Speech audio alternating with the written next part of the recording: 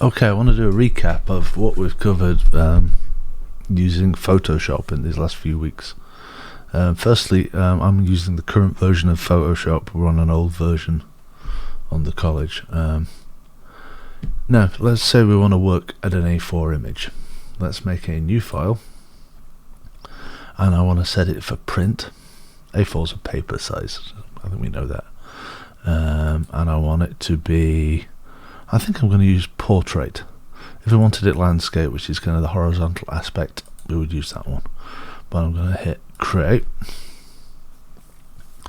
and we've got an A4 image. We've just got a background which is locked. Let's just close these things, and we'll go window, workspace, reset essentials, which is like the default way that Photoshop works. Now I'm going to bring in a new image to this file. To bring in a new image on top of something we're already working on, we have to use place embedded. File, place embedded, and I'm going to pick this picture of a panda I just found on the internet, and it drops it in on top of the canvas. Now at the moment we can move this thing around just using the arrow keys, and if I drag it from a corner it will scale up. If I hold down the Alt key it will scale up from the center.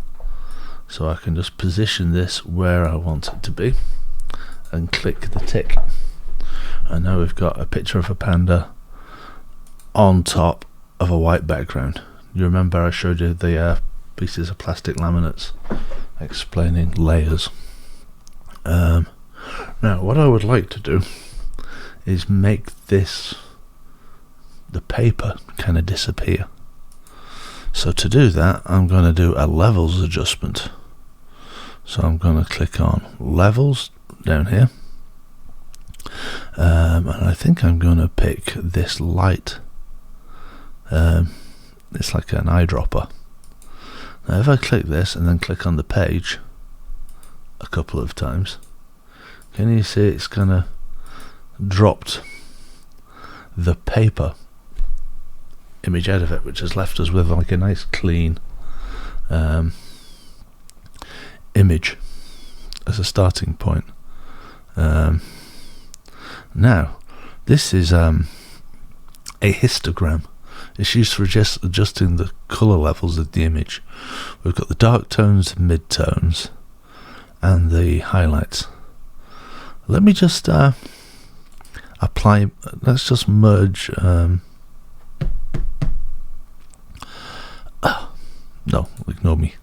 Let's just move this left hand arrow.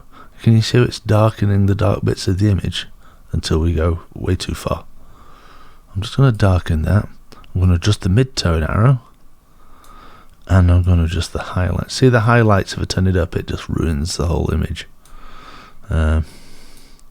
It's just balancing it until it looks about right. This is good.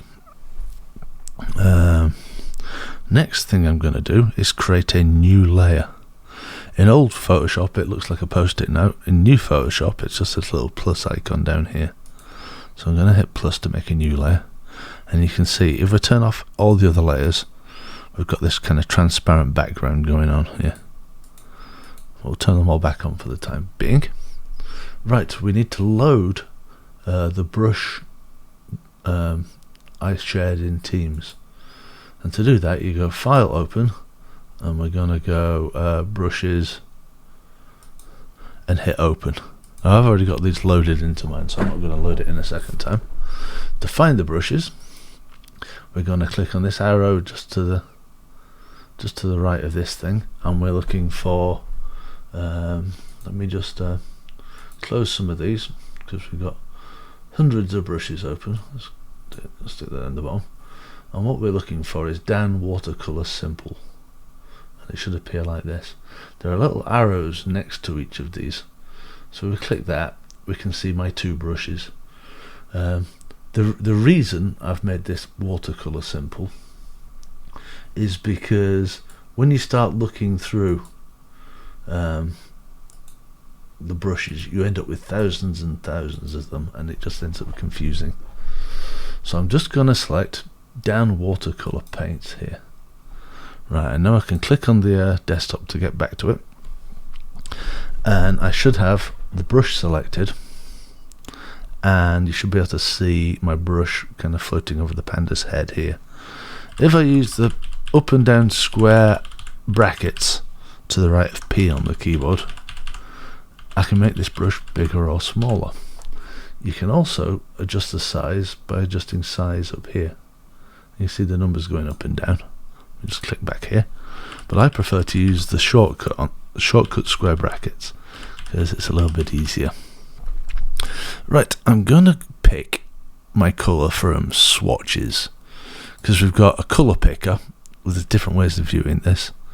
You've got swatches, which are kind of pre-made sets of colours. So you've got dark ones, even darker ones, lots of. You've also got gradients and patterns. We'll ignore those for the time being. I'm going to pick from pastel here. So I'm going to pick like a pastel violet. I'm just going to left click on it. Now you can tell I've selected that colour because it's over here in this primary and secondary colour picker. We can switch between the two selected using this little arrow. Right, I'm also going to set this layer to multiply. See, it says normal here. Change it to multiply, and hopefully if I start brushing, you will see I'm colouring in here. Now at the moment this is kind of, it's quite a heavy colour I've gone in with there. We've got some options to change how much paint we're putting down and how opaque or see-through the paint is. To step back, I can do Control Z, Command Z on a Mac. We've also got Window History, which lets us click and step back through every step of the process we've changed. If I turn, right, I want my brush to be more opaque and see-through, so I'm going to turn my opacity down to 50 up here. And let's try and brush again. See, that's nice. I'm getting a lighter tone. Right, we should think about this creatively. Let's assume my light is pointing here. It's kind of shining on the top of the panda's head. So it's going to be a little bit darker under his chin, but lighter on the top. Something like that. Maybe there'd be a little bit of dark. Has it stopped drawing? Yeah, no, it is. It's just quite faint. And there'll be a darker edge down this side of the panda, around his belly a bit. So that's the paintbrush. We can adjust the opacity, the flow.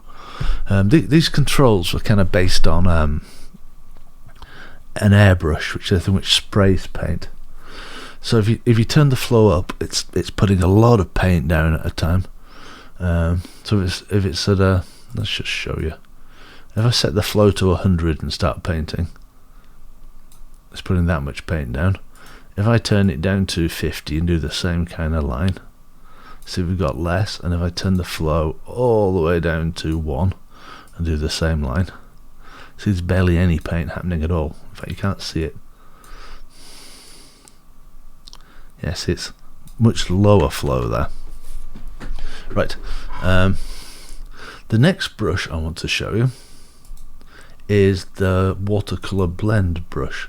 So I'm going to select that, and you'll notice it's automatically changed from the paintbrush to this finger smudge tool, and it gives you a little indication of what that does. But it's like we can use it like we're putting water onto the page and kind of blending these colours out, which is quite nice. Let's do a bit of that over here, pressing the square brackets to make this bigger. See, I've made it huge. We can let me pick my paintbrush again, and let's just pick a little bit of yellow maybe. My opacity is quite low, Let's just put like a little bit of yellow on this guy's head, and maybe just around his belly. My flow's quite low, so it's not putting much down. A little bit of that, and then we'll go with the blending brush, which we're going to make a lot smaller so we don't run into quite so much lag. And I can just blend that in a bit. It's quite subtle. Let's put a little bit of green down. So let's get my paintbrush, pick the green, and just give a bit of a... It's sitting on some grass. And let's just smudge it a bit, because we can. We know how to do that now. This is looking good. Brilliant. Okay, we've got it so far. Right, but it's not looking very watercolory. I think it'd be nice if we added some, like a paper texture to it, of some watercolor paper. So I'm going to place embedded a picture I've got of some watercolor.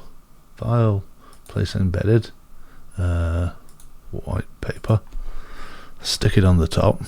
Now I'm just going to Command minus on a Mac. This two-headed arrow I'm just going to grab and hold down Shift. So we've got the paper in portrait mode. I'm going to hold down Alt to zoom this out a little bit, and then I'm going to hit the tick button up here to position it. No, we can't say anything because it's on the top of the stack, but I'm going to change this to let's have a think. Linear burn, which is overlaying this white paper, which I'm going to call paper, watercolor panda. See, now it looks like we've drawn the thing on nice watercolor paper, which is pretty cool. We shall leave it there.